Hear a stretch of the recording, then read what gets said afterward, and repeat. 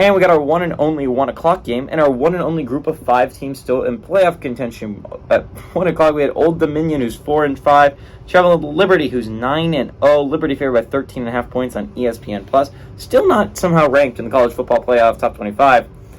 But damn, if you had told me at this point in the season there would be one group of 5 team undefeated, you could have given me probably like 15 to 20 shots. I don't think I would have guessed Liberty.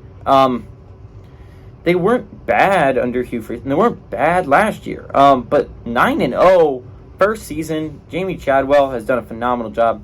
Grant Wilson, by the way, for the Monarchs has gone 110 and 188, thrown for 1,475 yards, 13 touchdowns, 5 interceptions.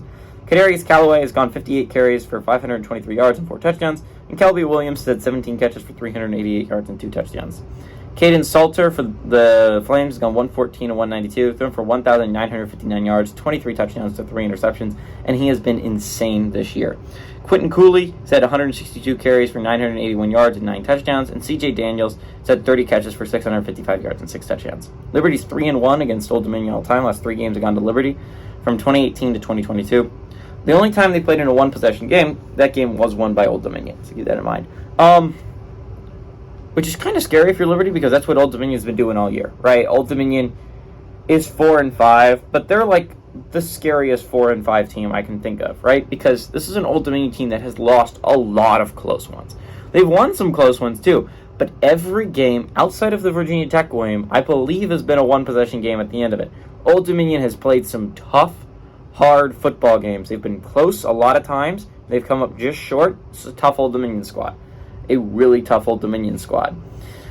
This is a Liberty squad that's really good. I mean, like, this is your last real test of the year before the conference championship, right? You got UMass and UTEP down the stretch who both don't have chances at bowl games.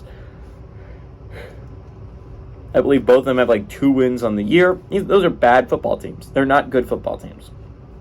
Liberty is a really good football team. Old Dominion is the best football team they play till the conference championship, where they play either Jacksonville State, who is very competent, as we saw last week with having a game against South Carolina, and New Mexico State, who's also a very competent squad. So Liberty's going to face a challenge in the conference championship, I believe. To be fair, last time they played Jacksonville State, they kind of blew them out. But I think both those teams are competent enough, and Liberty's going to get their best shot. Old Dominion needs this game, right? Because like, if you lose this game, you got to win the last 2 to get to bowl eligibility. To be fair, Liberty is by far your hardest game.